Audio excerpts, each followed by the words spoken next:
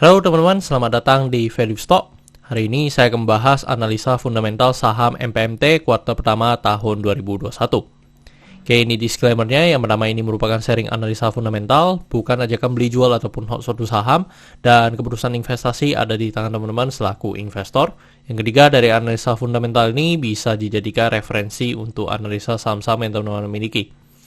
Oke, pertama kita masuk ke bisnis model dari EPMT ini. Untuk kegiatan usahanya bergerak di bidang usaha jasa pelayanan kesehatan, distribusi dan penjualan produk, pemasaran, dan logistik. Jadi untuk sumber income-nya sebenarnya sama, tetapi kalau saya baca laporan keuangannya lebih fokus di logistik sama distribusi ya teman-teman untuk fokus dari bisnis dari EPMT ini. Untuk segmen usaha atau marketnya di Indonesia, terutama di area Jawa.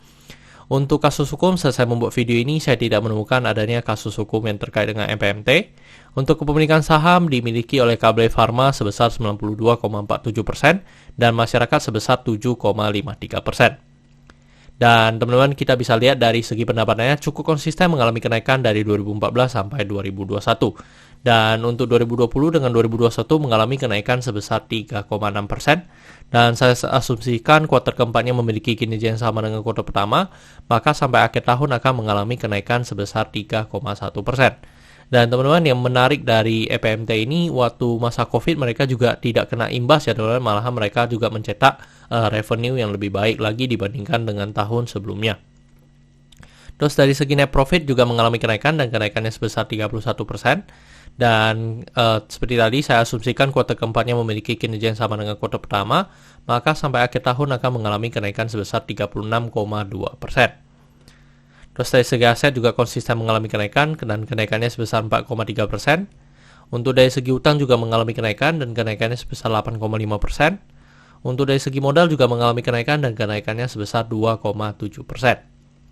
Oke teman-teman, ini merupakan summary laporan keuangannya dari 2014 sampai 2021. Dan di sini saya akan banyak membahas tentang rasio keuangannya. Yang pertama adalah NPM atau Net Profit Margin.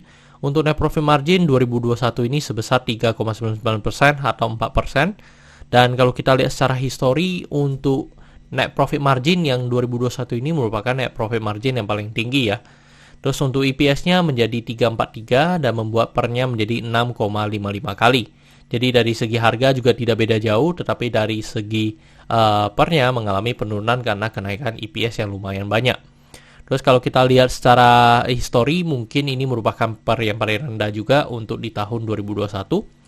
Terus untuk dari segi book value di 2511 dan kalau kita bandingkan dengan harga sekarang, maka kita bisa menekan PBV-nya di 0,9 kali. Dan kalau kita lihat secara histori, memang selama 4 tahun terakhir untuk PBV dari EPMT ini selalu di bawah 1.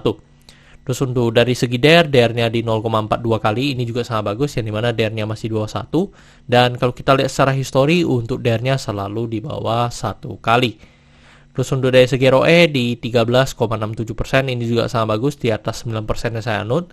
Dan selama histori pun memang juga selalu mencetak ROE yang di atas 9%.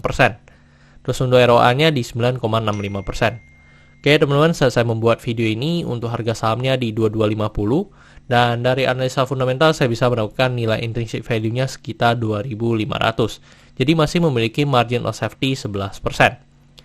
Dan ini kesimpulannya, yang pertama dari produk dan jasa saya berikan kasus oke karena saya melihat perusahaan ini mampu bertahan 5-10 tahun ke depan.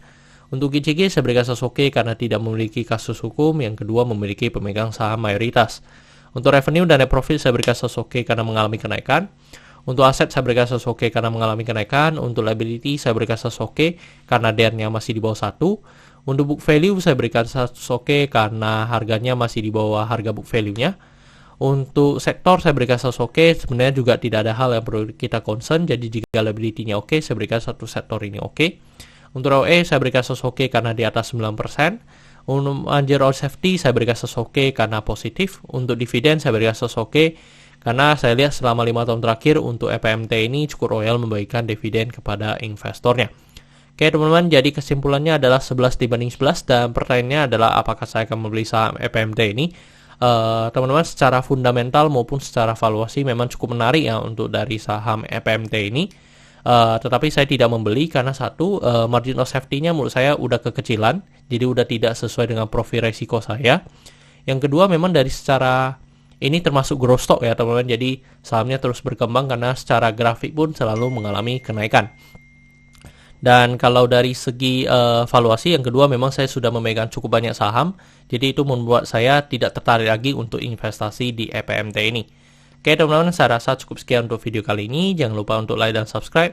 Jangan lupa juga untuk follow saya di Instagram saya di Reken13. Dan jika teman-teman ada kode saham yang ingin saya buka analisa seperti ini, silahkan tinggalkan di kolom komentar untuk kode sahamnya. Dan teman-teman, saya ada membuat grup Telegram, jadi teman-teman bisa join grup Telegram saya di Value Stock. Untuk linknya teman-teman bisa dapatkan di deskripsi di bawah. Oke teman-teman, see you in the next video. Bye-bye.